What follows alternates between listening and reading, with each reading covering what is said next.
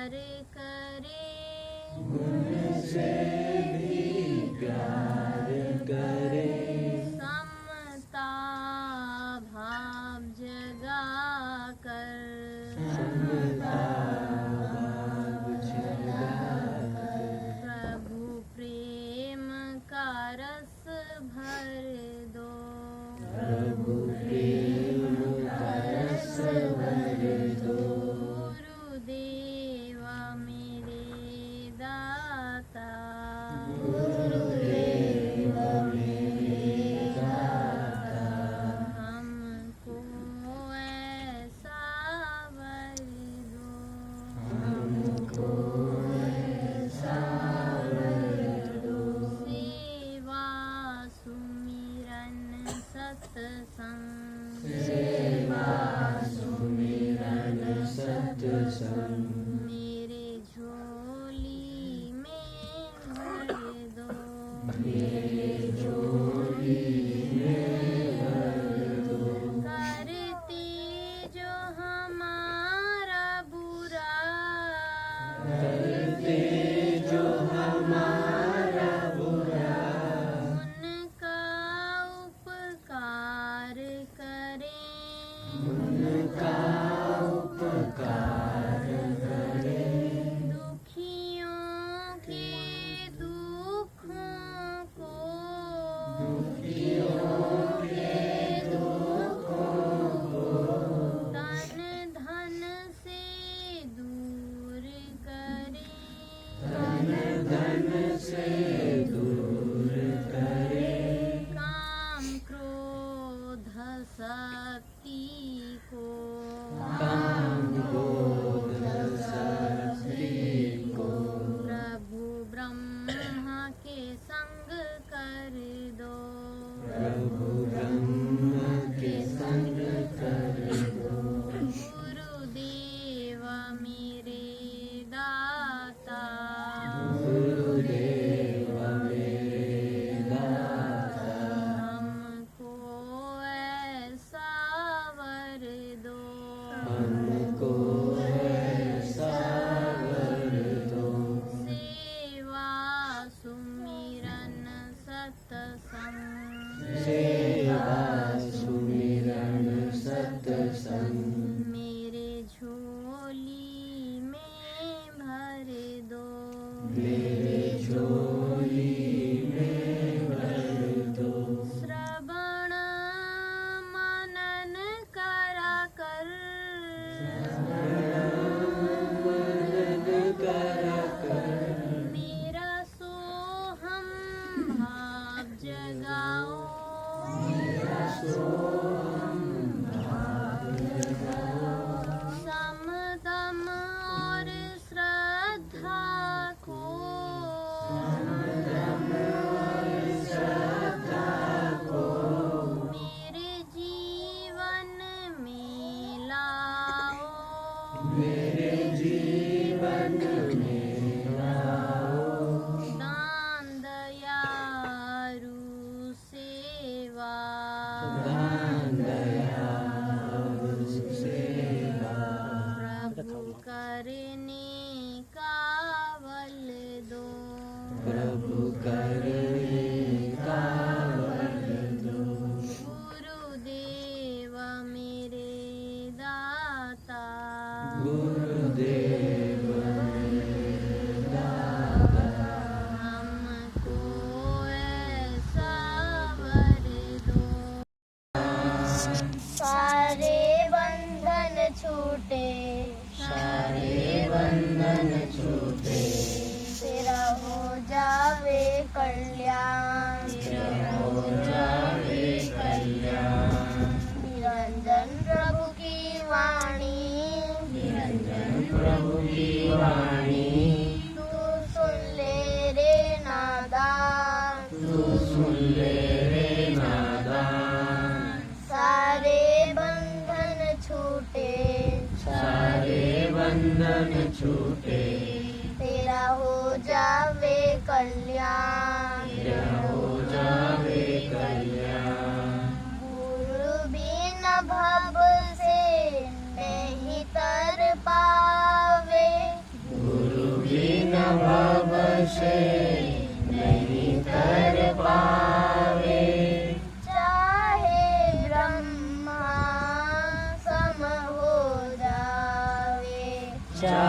कहे ब्रह्मा सम हो जावे।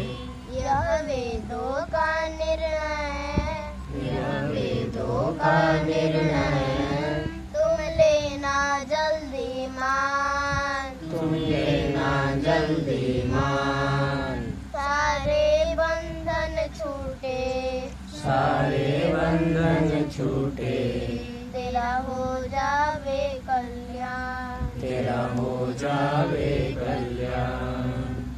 सारे बंधन छूटे, सारे बंधन छूटे, तेरा हो जावे कल्याण। तेरा बंधन छूटे, तेरा हो जावे कल्याण। तेरा हो जावे कल्याण।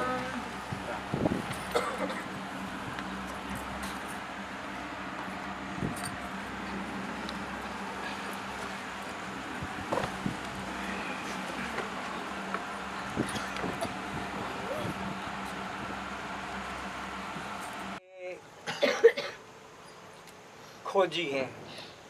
दो प्रकार के मार्ग हैं, दो प्रकार के पदार्थ हैं। कौन से दो मार्ग हैं, कौन से दो पदार्थ हैं और कौन से दो खोजी हैं?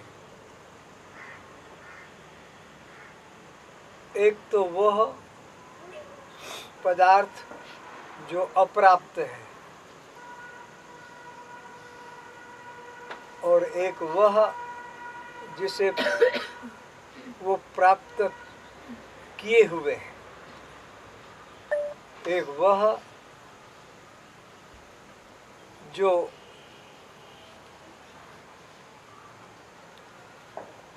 प्रेय मार्ग की ओर जा रहा है और एक श्रेय मार्ग की ओर जा रहा है।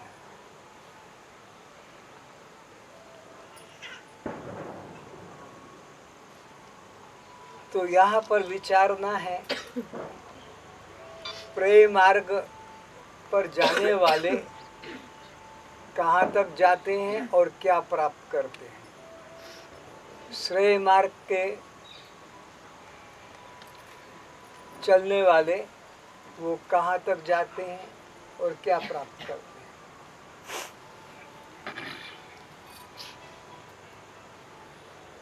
प्रेय मार्ग पे चलने वाले कुल 5 ही प्रकार के जीवन में लाभ लेते हैं।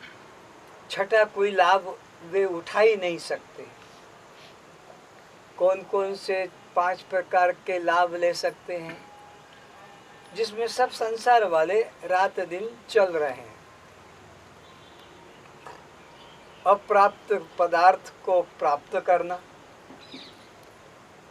अनुत्पन्न पदार्थ को उत्पन्न करना, प्राप्त पदार्थ में परिवर्तन करना, प्राप्त पदार्थ में नूतनता पैदा करना और अनुपयोगी है तो नाश कर देना। कुल 5। प्राप्त करना, उत्पन्न करना, परिवर्तन करना, शोधन करना और नाश करना, ये प्रेय मार्ग है। सारे संसार के लोग इसी में लगे हुए हैं।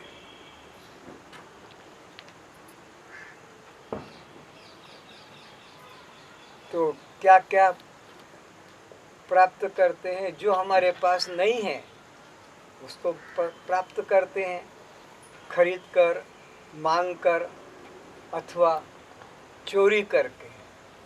जो चीज़ हमारे घर में नहीं है, हमारे जीवन उपयोगी है, उसे प्राप्त करना पड़ेगा। गेहूं नहीं, चावल नहीं, गैस सिलेंडर नहीं, सब्जी नहीं, तेल नहीं, मिर्च मसाला नहीं। जाओ खरीदो, मांगो या चोरी करके लाओ। एक बात खत्म।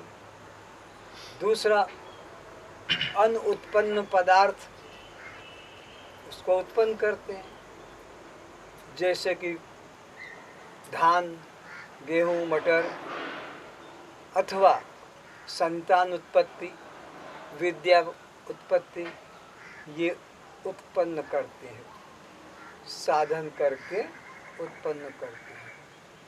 उत्पत्ति जरूरी है संसार के अंदर।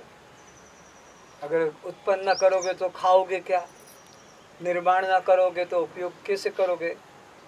कपड़ा भी चाहिए तो कपड़े के लिए रुई चाहिए, कॉटन चाहिए, उसके लिए खेती करना है, उसके लिए फिर हल बख्तर बनाना है, चलाने का यंत्र बनाना है। तो ये सब उत्पत्ति वाले हैं। तो प्राप्ति और फिर उत्पत्ति। कुछ ऐसी बातें हैं जिनमें कि हमको फिर परिवर्तन करना है उपयोग लाने के लिए। अब जैसे धान उत्पन्न तो कर लिया, पर ऐसे ही तो खाओगे नहीं, कूटना पड़ेगा चावल के रूप में, उसके ऊपर का छिलका चोपा हटाना पड़ेगा। ये उसके अंदर विकार परिवर्तन लाए। पर चावल निकाल भी लिया, पर ऐसे ही तो खाया नहीं जाएगा जब तक कि उसको बॉईल न करेंगे, भात रूप में परिणित नहीं करेंगे। उसमें कुछ हमारे उपयोग के लिए जो चीज़ चाहिए, सब्जी दाल, उसका योग करना पड़ेगा। और देखा कि उपयोग में नहीं आता है, सड़ गया, तो फेंक दो।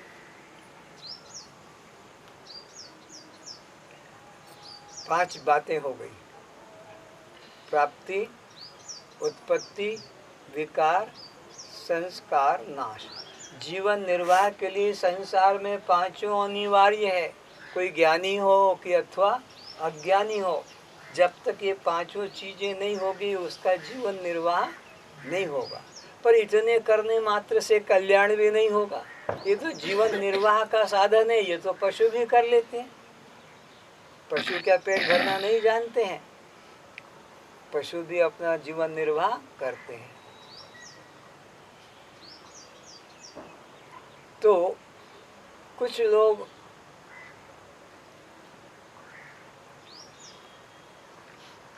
इससे उपराम होकर प्राप्त पदार्थ की प्राप्ति के लिए यातना करते हैं। अप्राप्त की प्राप्ति कर ली, जीवन निर्वाह हो गया, लेकिन इतने से तो चैन नहीं, संतोष नहीं। तो फिर वह प्राप्त पदार्थ की प्राप्ति में जाते हैं। दो ही पदार्थ हैं जगत में, एक अप्राप्त की प्राप्ति और एक प्राप्त की प्राप्ति। ये प्राप्त की प्राप्ति है परमात्मा का मार्ग, इसको कहते हैं श्रेय मार्ग। और अप्राप्त की प्राप्ति का मार्ग है, इसको कहते हैं प्रेय मार्ग। और ये है संसार का मार्ग। प्रेय मार्ग संसार का मार्ग, दुख का मार्ग, बंधन का मार्ग, पुनर्जन्म का मार्ग है। प्रेय मार्ग से स्वर्ग भी चले जाओ, पुनर्जन्म का हेतु है। वैकुंठ चले जाओ, पुनर्जन्म का हेतु है। किसी लोक में किसी जगह चले जाओ, प्रेय मार्ग साधन करके जो कुछ भी प्राप्त किया जाएगा वह सब अनित्य होगा, वो नश्वर होगा, क्षणभंगुर होगा, परिवर्तनशील होगा, परिच्छिन्न होगा। जो परिच्छिन्न पदार्थ होगा वो जड़ होगा, वो नाशवान होगा, वो कभी अखंड आनंद नहीं दे सकता। तो साधन करके स्वर्ग वैकुंठ तक भी लोग चले जाते हैं, पर वहाँ तक भी उनको अखंड शांति की प्राप्ति नहीं होती है। तो अखंड शांति की प्राप्ति करने के लिए वे लोग श्रेय मार्ग का अवलंबन करते हैं। पर वो कहते हैं जैसे हम संसार में कर्म करके और प्राप्त कर लेते हैं, हम परमात्मा को भी, मुक्ति को भी कर्म करके प्राप्त कर लेंगे। ऐसा उनका हठ, मताग्रह कि दुराग्रह है। लेकिन याद रखें, परमात्मा की प्राप्ति कर्म के द्वारा कभी नहीं हो सकती। कर्म के द्वारा जो भी प्राप्त करोगे सब अनित्य ही होगा। यत् साध्यम तत् अनित्यम। साधन करके जो कुछ भी, जितना भी, चाहे अष्ट सिद्धि नौ निधि प्राप्त कर लो कि 60 चक्रों का तुम जो है यात्रा कर लो, लेकिन ये सब साधन साध्य वस्तु नश्वर है। परमात्मा साधन साध्य वस्तु नहीं है। और अगर परमात्मा भी साधन से मिलता है, मुक्ति भी साधन से मिलती है, यत् साध्यम तत् अनित्यम, वो नाशवान ही होगा। मुक्ति भी नाशवान होगी, परमात्मा भी नाशवान होगा। इसलिए भगवान के संबंध में कहा गीता में, अनाशिनो अप्रमेयस्य, वो परमात्मा नाशवान नहीं है। साधन करके तुम जो भी प्राप्त करोगे सब नाशवान होगा। लोक की भोग तो नाशवान, परमात्मा अप्रमेय है। अनाशिनो अप्रमेय, उसका कभी नाश होता नहीं और वह अप्रमेय है। तो दो चीजें हैं जगत में, एक प्रमेय और एक अप्रमेय। प्रमेय में सारा संसार है, कैसे वो मिलेगा? 5 तुम्हारे पास प्रमाण है, 5 प्रमाण है तुम्हारे पास, और उसे सारा संसार उसका प्रमेय है। क्या है 5 प्रमाण और क्या है 5 प्रमेय?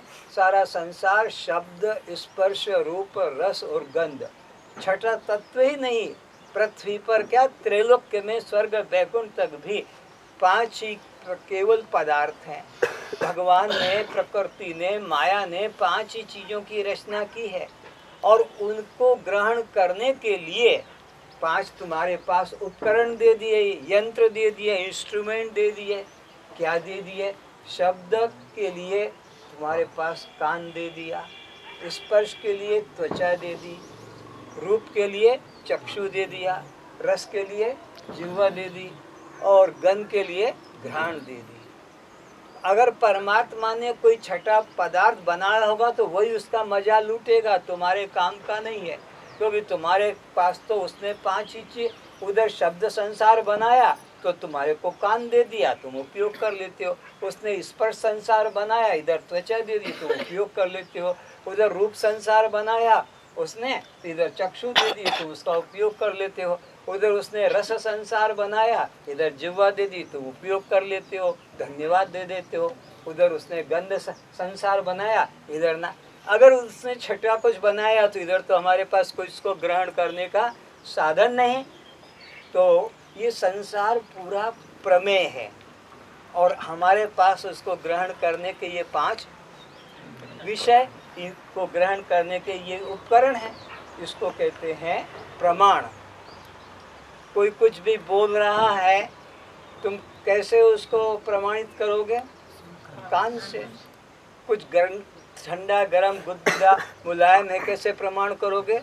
आँख से तो नहीं, छू कर करोगे। रूप है तो किससे प्रमाण करोगे? आँख के द्वारा, कैसा भी रूप है। और रस है तो उसको किससे प्रमाण करोगे? जिह्वा से। और गंध है तो ये हो गया प्रमाण, और ये हो गए प्रमेय। परमात्मा अप्रमेय है। भगवान कहते हैं, क्यों भाग रहे हो पागलों की तरह? भागो नहीं, बट जागो। उत्तिष्ठतः जागृत प्राप्त वरान निबोधतः शूरस्य धारा अनिष्टा दुरत्या दुर्गम पथ तत्कवि वदंती।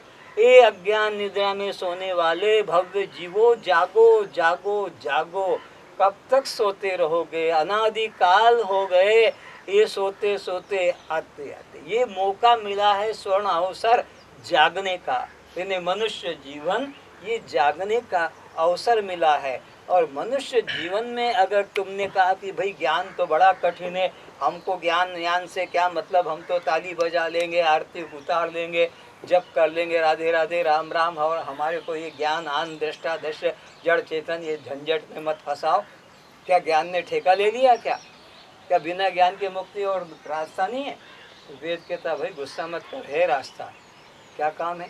बस ये आकाश को चरमासन की तरह लपेट लो, बिना ज्ञान के मोक्ष हो जाएगा। ये कैसे हो सकता है? तो बोले बिना ज्ञान के मुक्ति भी कैसे हो सकती है? तो कर्म उपासना का क्या कोई उपयोग नहीं भाई? है उपयोग। चित्तस्य शुद्धे कर्मम न तो वस्तु उपलब्धे। अरे वस्तु नाम आत्मा, आत्मा की प्राप्ति का ये उपलब्धि का साधन नहीं है। चित्तस्य शुद्धे, कर्म उपासना निष्काम भाव से करोगे तो आप के अंदर ब्रह्म जिज्ञासा जगेगी, तब कोई सद्गुरु आपको अपने अंदर लौटा देगा। अभी तो तुम भाग रहे हो स्वर्ग वैकुंठ तक, साधन कर करके लेकिन जब ब्रह्म जिज्ञासा जगेगी, कब जगेगी? निष्काम कर्म उपासना करोगे। अभी तो सकाम कर तो यज्ञ में कर रहे हो, दान भी कर रहे हो, सकाम तो स्वर्ग मिलेगा, वैकुंठ मिलेगा, लेकिन वहाँ भी शांति नहीं तो आ ब्रह्म भुवना न लोका पुनरावर्ती नो अर्जुन, फिर आना पड़ेगा। स्वर्ग गए तो तेतम भक्तम स्वर्गलोकों क्षीणे पुण्य मृत्यु लोकम विशंति। तो ये तो आने जाने का मार्ग है।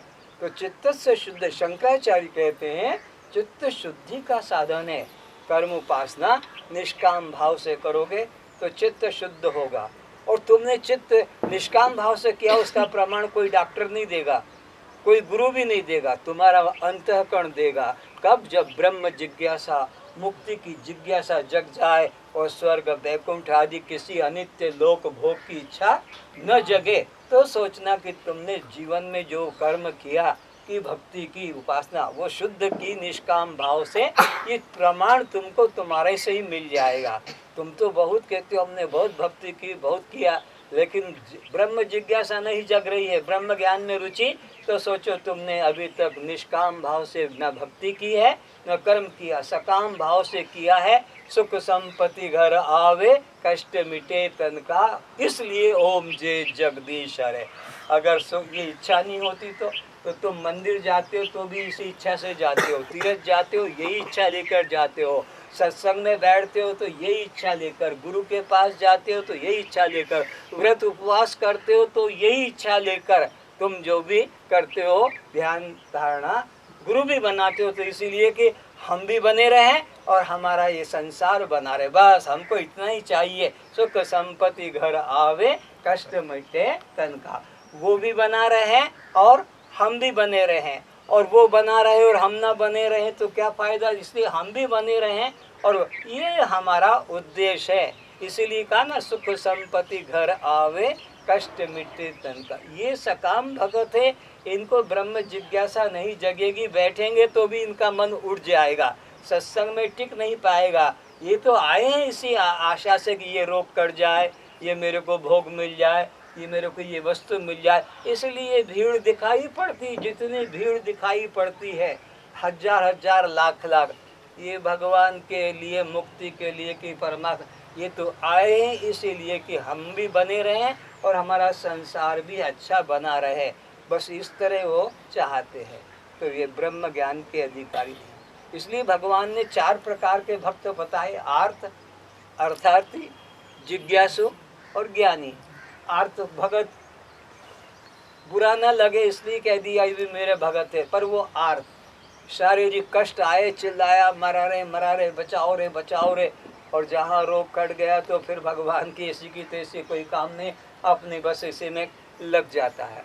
अर्थार्थी ये भी अपना अर्थ की इच्छा कि ये चाहता है मीनू को ये टेंडर मुझे मिल जाए, ये टेंडर मुझे खुल जाए, तो फिर मैं 500 रुपये का नहीं, 1000 रुपये का नहीं, एक क्लास करा दूंगा, हाँ लेकिन मेरे को पहले 10 लाख का प्रॉफिट करा दे वो भगवान। तो ये भी बेचारे है अर्थार्थी है, ये भी भगवान के भगत। तो आर्त भी भगवान के भगत नहीं है, अर्थार्थी भी भगवान के भगत नहीं है। और ज्ञानी ये तो खुद ब्रह्म रूप है, ये किसकी उपासना करेगा। जिज्ञासु ये रह गया है, ये अभी सत्य का खोजी है, इसको सत्य की रुचि न अर्थ है, न अर्थार्थी है, न ज्ञानी है, जिज्ञा। तो भगवान इसको उपदेश का पात्र बनाते हैं। अर्थ भी उपदेश का अधिकार नहीं, वेदांत ज्ञान का अर्थ उपदेश अधिकारी नहीं, और अर्थार्थी भी वेदांत ज्ञान का अधिकारी। वेदांत ज्ञान में वो टिकेंगे ही नहीं, बैठ ही नहीं पाएंगे, उठ के भागेंगे। वहाँ तो सब विषयों से वैराग्य सिखाया जाता है, अनित्य बताया कि अनित्यम असुखम, ये सारा संसार अनित्य है और सुख से रहित है। वहाँ तो ये शिक्षा दी जाएगी वेदांत में, और ये तो चाहते हैं कि नहीं ये सब मेरे को सुख रूप मिले। तो इस प्रकार जिज्ञासु को उपदेश किया जाता, वो उसका पात्र है। तो कब पात्र है? जब उसके पास 4 चीज़ें हों। अर्थार्थी के पास तो 4 चीज़ें नहीं है। 4 क्या? विवेक हो, वैराग्य हो, षट संपत्ति हो और मुमुक्षुता। ये 4 साधन संपन्न व्यक्ति ब्रह्म ज्ञान सुनने का अधिकारी है। 4 साधन, विवेक भी हो। विवेक क्या है? अनित्य और नित्य का भेद, दृश्य और दृष्टा का भेद, जड़ और चेतन का भेद, आत्मा अनात्मा का, स्वयं प्रकाश परपाय का। ये जड़ है और ये चेतन है, ये दृश्य है और ये दृष्टा है। ये विवेक होना जरूरी है। इससे क्या होगा? जो नित्य है उसमें रुचि जगेगी, सत्य में रुचि जगेगी, आत्मा में रुचि जगेगी, स्वयं प्रकाश में रुचि जगेगी, शिव में रुचि जगेगी। और अनित्य से वैराग्य होगा, जड़ से वैराग्य होगा, दृश्य से वैराग्य होगा, पर प्रकाश से वैराग्य होगा और अनात्मा से वैराग्य होगा। तो विवेक के साथ वैराग्य भी आएगा। विवेक होने से तो वैराग्य, विवेक ही नहीं है तभी तो कहते हैं सुख संपत्ति घर आवे। जबकि सब मरेंगे, सब मिटेंगे, सब कोई भी बचने वाला नहीं है। कल एक सज्जन मेरे पास आए और भाव विभोर होकर आंखों से आंसू गिर रहे और चरणों में गिर गए, रो रहे हैं जोर से, आपने मुझे बचा लिया, आपने मुझे बचा लिया, आपने मुझे बचा लिया। अरे मैंने कहा हुआ क्या, बोलना, बचा लिया। अब हो गया है, 101 पे आ गए थे, एक और घट जाता तो तुम मर जाते। तो आपने मुझे बचा लिया। मैंने कहा बकवास बंद करो, क्या बचा लिया मैंने? और अगर एक और कम हो जाता तो मैंने मार दिया। एक बस एक की कमी थी, एक अगर और घट जाता तो मैं मर जाता, आपने बचा लिया। मैंने कहा कि देख बचा भी लिया तो और कितने दिन बचेगा? 10 साल, 20 साल, 100 साल, 200 साल, आखिरकार मृत्यु तो निश्चित है। जातस्य ध्रुवं मृत्यु, जो जन्मा है सो मरेगा। तो इस प्रकार के अज्ञानी लोग इस अनित्य संसार को ही अपना सुख रूप मानते हैं। तो विवेक चाहिए, वैराग्य चाहिए। अब आप लोग जो बैठे हो, एक छोटा सा एग्जाम्पल देता हूँ। 5 लोग यात्रा पे निकले, खूब मस्त भांग छान कर, और रात भर उन्होंने नौका चलाई। और जब थोड़ा थोड़ा प्रकाश हुआ तो देखा ये तो वही दुकान है, अरे ये तो वही आदमी है, ये वही घाट है। तो पूछा क्यों भाई ये कौन सा गांव है? अरे वही गांव है जिस गांव में तुम रहते हो। अरे वो तो हमने रात को ही छोड़ के आ गए थे, रात भर हमने चप्पू चलाया खूब, रात भर हाँ पसीना पसीन हो गया। अरे भाई तुमने ठीक तो किया, लेकिन पीछे तो देखो नौका को झाड़ से खोला ही नहीं है, नौका को झाड़ से खोला ही नहीं है। तो आगे बढ़ना है तो नौका से। अब मैं यही बात तुम्हारे ऊपर लाता हूँ। तुम कहाँ जा रहे हो? भाई मैं मंदिर जा रहा हूँ। अरे मेरा मोबाइल दे दे, तो चार्ज पे लगाया था जेब में। कहाँ जा रहा हो? सत्संग जा रहा हूँ, मेरा मोबाइल दे दो। कहाँ जा रहा हो? तीरथ जा रहा हूँ, मेरा मोबाइल दे दो। अब तुम तीरथ जा रहे हो और मोबाइल, मंदिर जा रहे हो और मोबाइल, सत्संग में जा रहे हो और मोबाइल। अब तुम बैठ गए सत्संग में और जहाँ रिंग आ गई तो गुरु की ऐसी की तैसी, हाँ, और उसको लेके और बाहर भगोगे और बातचीत करोगे। मंदिर में गए, भगवान से प्रार्थना कर रहे हो और रिंग आ गई, फिर भगवान की भी ऐसी तैसी और बाहर गए बात किया। और फिर तीर्थ में भी गए, तो फिर जा क्यों रहे हो? तुम्हारी ही मन की डोर किससे बंदी है? अरे मोबाइल में संसार है कि भगवान है? और तुम भगवान के मंदिर में क्यों जा रहे हो? तीर्थ में क्यों जा रहे हो? सत्संग में क्यों जा रहे हो? तीर्थ में सत्संग में क्यों जा रहे हो? अपने मन को भगवान से, परमात्मा से जोड़ने को। और मोबाइल क्या करेगा? जोड़ेगा कि तोड़ेगा? ये तुम्हारा कैसा साधन? इधर भगवान से परमात्मा से मन को जोड़ना चाहते हो और मोबाइल को छोड़ना नहीं चाहते हो। तो मोबाइल तुम्हारे को जोड़ने देगा कि तोड़ेगा? तुम जितने बैठे हो सोचो कि जहाँ जाना पहले मोबाइल साथ होगा, तब हम घर से आगे जाएंगे। जैसे स्त्रियों के पास में जब तक गले में लटकाने को चमड़े का नहीं होगा झोला, तब तक ये आगे नहीं बढ़ेंगे। चाहे 10 लाख का जेवर पहना हो, लेकिन वो होना चाहिए जरूर कंधे के ऊपर। तो उसके बिना चाहे कुछ भी काम नहीं है, बच्चे का पोतड़ा ही होगा या बिंदी होगी, कंगा होगी, पर वो होना जरूरी है। तुम्हारी आसक्ति तो उसमें जुड़ी है। और तुम जा रहे हो मंदिर में, जा रहे हो तीर्थ में, है? बैठे हो सत्संग में और हेयर डाई करने के मजा है। हेयर डाई नहीं करेंगे तो फिर वेदांत ज्ञान क्या? तो अब सोचो ये वेदांत ज्ञान कहाँ असर करेगा? हेयर डाई के बिना तुम्हारा दिन नहीं निकलता है। बालों को दिखाना है तो तुमने फिर देहाध्यास कहाँ छोड़ा? तुम्हारा तो देहाध्यास बना हुआ है। नहीं तो सोचो हाँ ये बाल हम क्यों रंगे? लोगों की दृष्टि में हम सुंदर दिखें। आदमी भी सोचता है मैं सुंदर दिखूं, स्त्री भी सोचती मैं सुंदर दिखूं, इसलिए बाल रंगना पड़ते हैं। यानी अभी भी मुझसे कोई प्यार कर सकता है क्योंकि मेरे बाल अभी सुंदर हैं। तो ये भ्रष्टाचार फैलाने वाला साधन है। हाँ, ये वेदांत ज्ञान सुनने के बाद में अगर कोई काले कर रहा है बाल, तो वेदांत ज्ञान उसके कर्ण भी समझ में नहीं आया, वो भ्रष्टाचारी है। क्योंकि जब तक ये मन में भावना न होगी कि मेरे को कोई देखे और जवान या युवती समझे, इसके लिए तो बाल रंगना पड़ेंगे और इसके लिए अपने को करना पड़ेगा। तो ये ज्ञान ब्रह्म ज्ञान नहीं है। ये वाणी का ज्ञान कर लेना और बात है कि मैं दृष्टा साक्षी आत्मा हूँ, लेकिन अनुभव में तो ये कही है कि मैं स्त्री हूँ और मैं पुरुष हूँ और ये मेरी जाति है और ये मेरा काम है। तो यह अपने अंदर विवेक भी चाहिए और वैराग्य भी चाहिए। तो अब सोचो कि वेदांत ज्ञान में जा रहे हैं और मोबाइल साथ में, या मंदिर जा रहे हैं कि सत्संग में जा रहे हैं कि तीर्थ में, तो फिर तुम्हारा मन किससे जुड़ा है?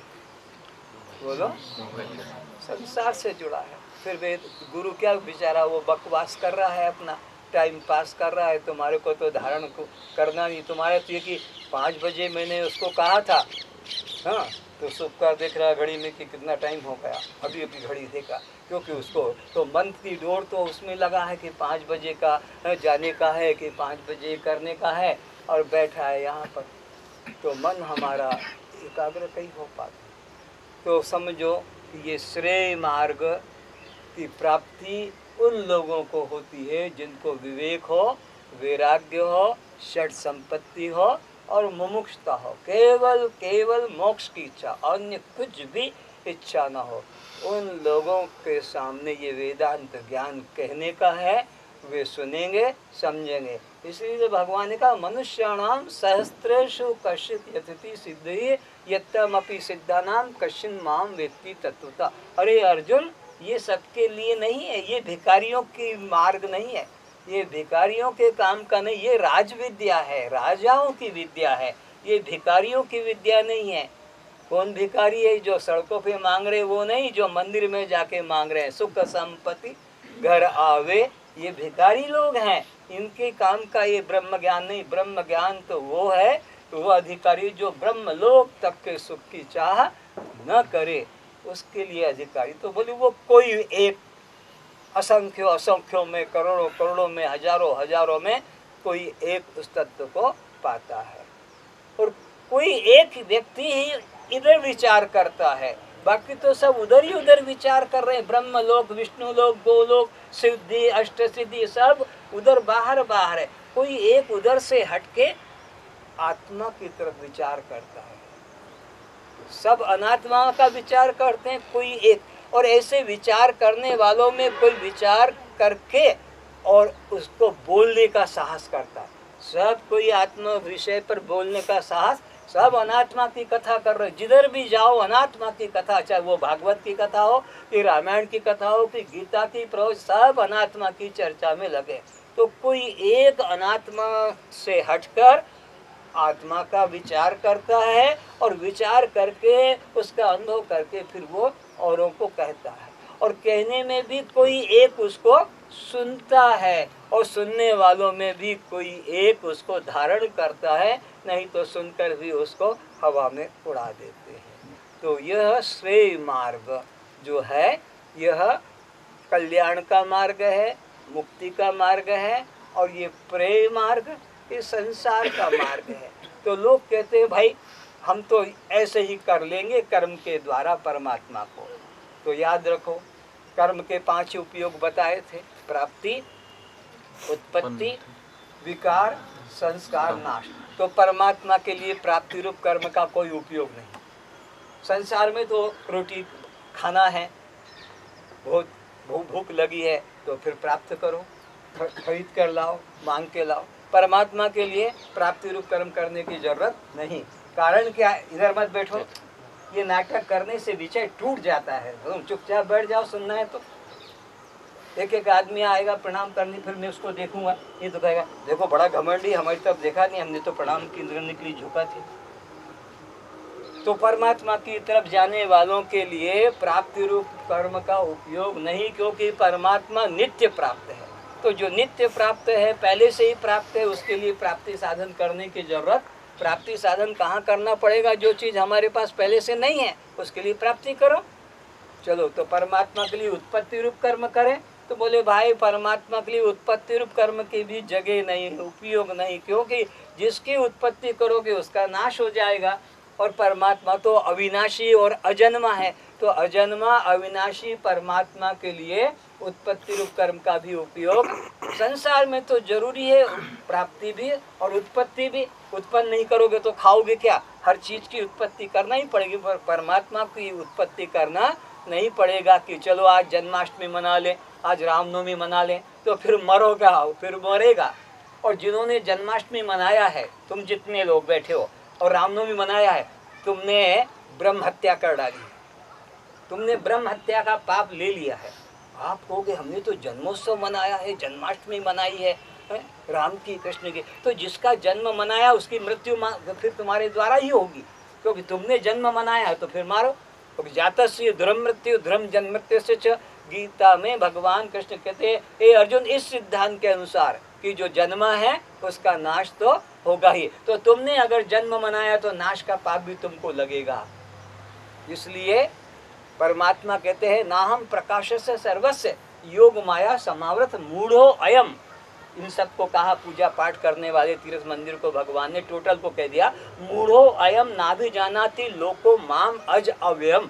अरे मैं तो अजन्मा अविनाशी हूँ, पर ये मूढ़ लोग, ये अज्ञानी लोग, ये जन्मोत्सव मनाने वाले, ये तीर्थ मंदिर में भटकने वाले, ये मुझे नहीं जान सकते। मूढ़ो अयम नाभि जानाति लोको माम अज अव्ययम। क्यों?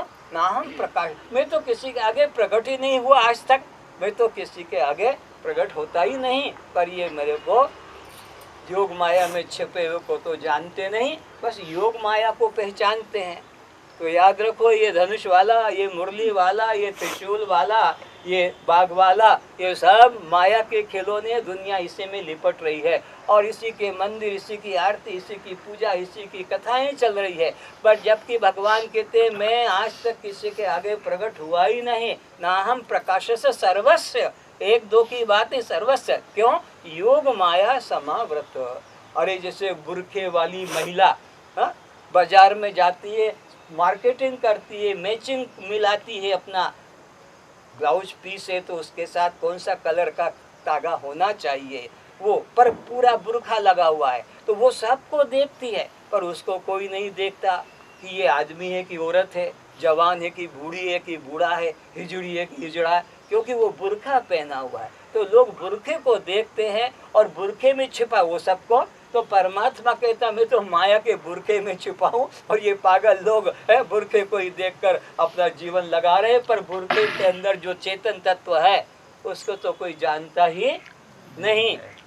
विमूढ़ा नानु पश्यन्ति, कोई सद्गुरु कृपा से पश्यन्ति ज्ञान चक्षु, जिसको ज्ञान की आंख मिलती है, ज्ञान का चक्षु मिलता है, वही उसका अनुभव करेगा। कौन का? जो बुरखे के अंदर छिपा है। नहीं तो ये मूढ़ लोग तो इसी में लटके हुए बाहर के खेल खिलौने में। तो ये परमात्मा का जो प्राप्ति है यह श्रेय मार्ग वालों के लिए है, ये प्रेय मार्ग वालों के लिए नहीं है। तो अब विचार चल रहा है, तो परमात्मा के लिए उत्पत्ति नहीं होगी, चलो हम परमात्मा में विकार रूप कर्म कर लेंगे। तो भाई पता लगा कि विकार भी साकार में होगा, परमात्मा तो निराकार और निर्विकार है, उसमें कोई विकार, जैसे इधर गोली मारो, तीर मारो, टुकड़े होके गिरेंगे, तुम्हारी खोपड़े बचना। तुमने तीर मारा है तो आकाश के टुकड़े तुम्हारे खोपड़े पे गिरेंगे, होल हो जाएगा। क्यों? आकार ही नहीं है, तो निराकार में कुछ भी। आत्मा परमात्मा रूप रेख नाही शून्य देही, उसमें कोई विकार भी नहीं ला सकता। चलो अब शुद्धि संस्कार करें, तो संसार में तो जरूरी है शुद्धि संस्कार, दांतों की सफाई, कपड़ों की सफाई, बालों की सफाई, घर की सफाई, नाले की सफाई। क्योंकि अब इधर की बात आई तो भाई जो निराकार है उसमें तो कोई प्रकार की अशुद्धि आ ही नहीं सकती। और फिर परमात्मा नित्य शुद्ध है। नित्य शुद्ध में कोई भी शुद्धि संस्कार की जरूरत नहीं कि चंदन घिसो, कि कपूर लाओ, कि अगरबत्ती लाओ, कि फूल तोड़ के लाओ, कुछ करना की नहीं, वो नित्य शुद्ध है। अब अंतिम बात आ गई नाश। तो भाई नाश रूप कर्म के द्वारा हम परमात्मा को पालेंगे। तो किसका नाश करें? कौन तुम्हारे और परमात्मा के बीच में रुकावट करने वाला है? तो पिता भी रुकावट करने वाला नहीं, माता भी रुकावट करने वाला भी नहीं, भाई बहन भी कोई रुकावट करने वाला, परमात्मा के पाने में पत्नी भी रुकावट नहीं करती, बच्चे भी, धन भी, नौकरी भी, कोई रुकावट करने वाला नहीं। रुकावट करने वाला होता तब उसको हटाया जाता, नाश किया जाता। परमात्मा के लिए रुकावट कौन करेगा? हाँ, मुसलमान रोक देगा, मंदिर में नहीं जाने देगा, तीर्थ में नहीं जाने देगा, नदी रोक देगी, कोई पहाड़ रोक देगा, कोई दूर जिनका है परमात्मा, परमात्मा जिनका दूर है उनके लिए तो रुकावट कोई भी कर देगा, पर परमात्मा जिनका हृदय में बैठा है उनके लिए कोई रोकने वाला नहीं है। न पिता, न माता, न भाई, न बंधु, न धन, न नौकरी, न खेती। अज्ञान। परमात्मा के और तुम्हारे बीच में रुकावट है तो दीवार है तो किसकी है? अज्ञान की है। तो अज्ञान का नाश न कर्म से होगा, न उपासना से होगा, न योग से होगा। कर्म, उपासना, योग चित्त शुद्धि का साधन तो है, व्यर्थ नहीं है, उपयोगी है, साधन है, पर साध्य नहीं। हमारा साध्य तो आत्मा का है। तो ये कर्म उपासना के द्वारा आपको परमात्मा की प्राप्ति नहीं होगी। वह परमात्मा जो अपना स्वरूप है वो अज्ञान से ढका हुआ है। तो अज्ञान का नाश करना है। कर्म के 5 उपयोग में से अंतिम हमारे काम में आ गया। नाश रूप कर्म कर लेंगे तो परमात्मा मिल जाएगा। पर नाश किसका करना है? कौन तुम्हारे परमात्मा के बीच में दीवार है? तो मालूम पड़ा अज्ञान के अलावा और कोई दीवार। अब अज्ञान का नाश करने के लिए आपको ज्ञान का ही साधन लेना पड़ेगा। तो आप कहोगे क्या करूं उपासना, फिर उपयोगी नहीं। फिर वही बात आ गई, अरे वो ब्रह्म जिज्ञासा जगाने के लिए उपयोगी है। अंधकार का नाश करने के लिए ढोल बजाओ, बाड़ी घुमाओ, तलवार चलाओ। अंधकार का नाश करने के लिए चिल्लाओ जोरों से, दूर होगा। तो एक प्रकाश कर दो तो अंधकार विलीन, प्रकाश कर दो तो अंधकार विलीन। तो प्रकाश करने के लिए तुम दीपक रख दो, अंधकार जाएगा? दीपक रखने से। चलो तेल भर दो तो अंधकार जाएगा? अंधकार दूर होगा। चलो उसमें एक बत्ती भी डाल दो, अंधकार दूर होगा। दीपक भी रख दो, तेल भी डाल दो, बत्ती भी डाल दो, अंधकार तीनों साधन से जाएगा। लेकिन जब ज्योति में प्रकट हो जाएगी, उसमें जब प्रकट कर दोगे ज्योति, तो वो अंधकार का। तो इसी प्रकार कर्म एक दीपक है, भक्ति एक तेल है, योग एक बत्ती है। पर ये तीनों होकर भी कर्म भक्ति योग से आपका अज्ञान नाश होगा। उसके लिए तो ज्ञान प्रकट होगा, तब जाकर वह हटेगा। तो इस प्रकार परमात्मा और अपने बीच में अगर दूरी है तो अज्ञान की है, और कोई प्रकार का दूरी नहीं। तो जहाँ दूरी नहीं वहाँ साधन की जरूरत भी नहीं, अज्ञान ही बस है। तो अज्ञान के नाश के लिए एकमात्र ज्ञाना देवतु केवल्यम ऋते ज्ञानान्न मुक्ति। ज्ञान के बिना, केवल्य ज्ञान के बिना नहीं मिलेगा। तो ये परमात्मा की प्राप्ति नित्य प्राप्त की प्राप्ति है। अब विचार करो, कौन खोजेगा परमात्मा को? कौन खोजेगा परमात्मा को? विचारो इस बात को। खोज हमेशा अनात्मा की होगी, खोज हमेशा अनात्मा की होगी। और परमात्मा क्या है? वो आत्मा है। तो आत्मा ही के द्वारा अनात्मा की खोज होगी, जड़ पदार्थ की ही खोज होगी। चेतन की खोज नहीं होती, चेतन तो खोजने वाला है। पढ़ो थोड़ा सा बच्चे। तो परछिन्न पदार्थ, हमसे जो अलग होगा, हमसे जो दूर होगा, वो परछिन्न पदार्थ की ही खोज होगी। पर खोज भी किसके द्वारा होगी? आत्मा के द्वारा। तो आत्मा नित्य प्राप्त है। कैसे प्राप्त है, अब समझो इस बात को। माठिया कहता है, माठिया को कहा जाता है तेरे पास मिट्टी नित्य प्राप्त है। अलंकारों को कहा जाता है तेरे पास स्वर्ण नित्य प्राप्त है। इसी प्रकार बर्फ को कहा जाता है कि तेरे पास जल नित्य प्राप्त है। और जीव को कहा जाता है कि तुझे परमात्मा नित्य प्राप्त है। पर वो मानने को तैयार नहीं। माठिया कहती है मैं तब मानूंगा मेरे अंदर मिट्टी है तो निकाल के दिखा दो। जल कहता है मैं नहीं मानता कि मेरे अंदर जल है। बर्फ कहता है मैं नहीं मानता कि मेरे अंदर जल है, अगर है तो निकाल के दिखाओ। इसी प्रकार जीव कहता है कि मेरे अंदर ब्रह्म है, मैं नहीं मानता, अगर है तो निकाल के दिखाओ। तो इनको कहा जाता है कि भाई तुमको जल को, ये बर्फ को कहा जाता है तुम्हें जल नित्य प्राप्त है, माठिया को कहा जाता है माटी नित्य प्राप्त है। नहीं, हम नहीं मानेंगे। तो ठीक है, अब माठिया को तोड़ के चूरा करके रख दिया, क्योंकि उसकी क्या दुराग्रह था कि मैं तब मानूंगी जब मैं मिट्टी से बना हूँ, तो मिट्टी मेरे से निकाल के दिखाओ। बर्फ भी कहता है कि मैं जल से बना हूँ तभी मानूंगा जब मेरे में से तुम जल हूँ, तो ब्रह्म निकाल के दिखाओ।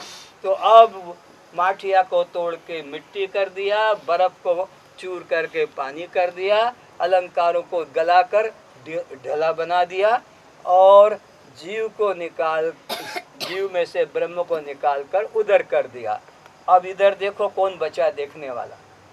माठिया बचा देखने वाला, वो तो मिट्टी उधर कर दी। इधर बर्फ बचा देखने वाला, इधर अलंकार बचा देखने वाला, और इधर जीव बचा देखने वाला, कुछ नहीं बचा। तो याद रखो, कार्य कारण से कभी अलग है नहीं, होता भी नहीं। तो फिर उनको क्या कहना पड़ेगा?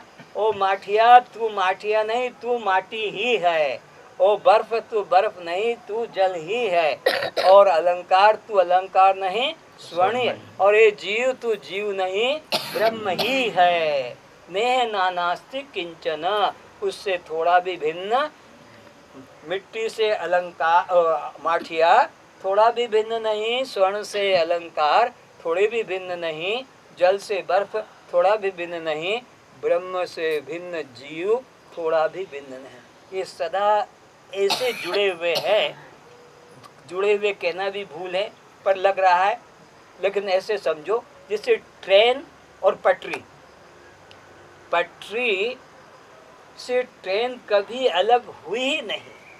पटरी और ट्रेन का ऐसा नित्य संबंध है, ऐसे जैसे जीव और ब्रह्म का। तो पटरी जहाँ, ट्रेन जहाँ भी जाएगी किसके सहारे?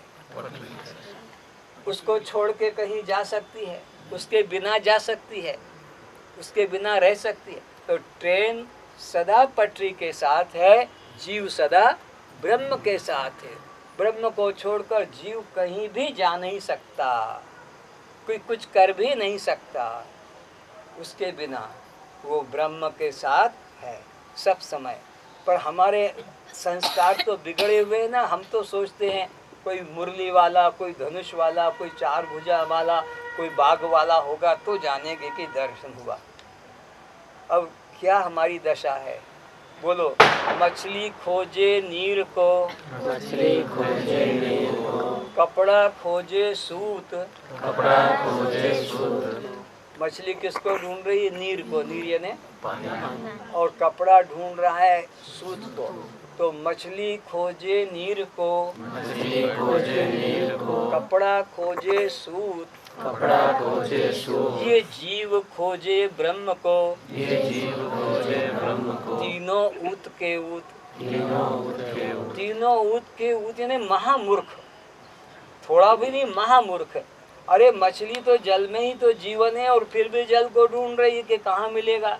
ये कपड़ा सूत से बना है और ये सूत को ढूंढ रहा है किस कारखाने में मुझे मिलेगा।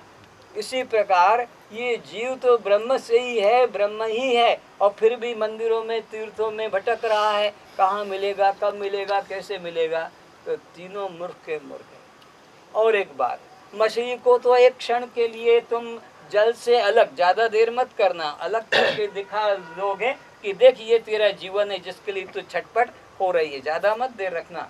और पानी में डाल दो। तो मछली को तो फिर भी दिखाया जा सकता है, पर जीव को ब्रह्म से अलग दिखाया, तो अगर दिखाया तो राम नाम सत्य ही हो जाएगी। मछली तो फिर भी कुछ क्षण के लिए रह जाएगी। तो ये जीव ब्रह्म से भिन्न किंचित भी नहीं है।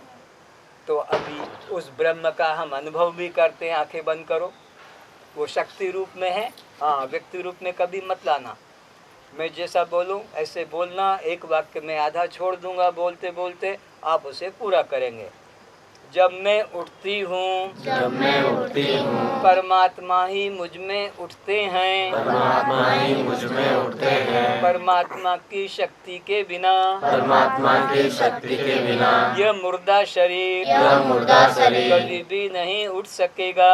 कभी भी नहीं उठ सकेगा। जब मैं चलती हूँ, जब मैं चलती हूँ, परमात्मा ही मुझ में चलते हैं, परमात्मा ही मुझ में चलते हैं। परमात्मा की शक्ति के बिना, परमात्मा की शक्ति जब मैं देखती हूँ, जब मैं देखती हूँ, परमात्मा ही मुझ में देखते हैं, परमात्मा ही मुझ में देखते हैं। परमात्मा की शक्ति के बिना, परमात्मा की शक्ति के बिना यह मुर्दा शरीर, यह मुर्दा शरीर आंखें फाड़कर देखता रहेगा, आंखें फाड़कर देखता फिर रहेगा, भी कुछ नहीं देख सकेगा। फिर भी कुछ नहीं देख सकेगा। जब मैं बोलती हूँ, जब मैं बोलती हूँ, परमात्मा ही मुझ में बोलते हैं, परमात्मा ही मुझ में बोलते हैं। यह मुर्दा शरीर कुछ भी नहीं बोल सकेगा। किंतु कुछ भी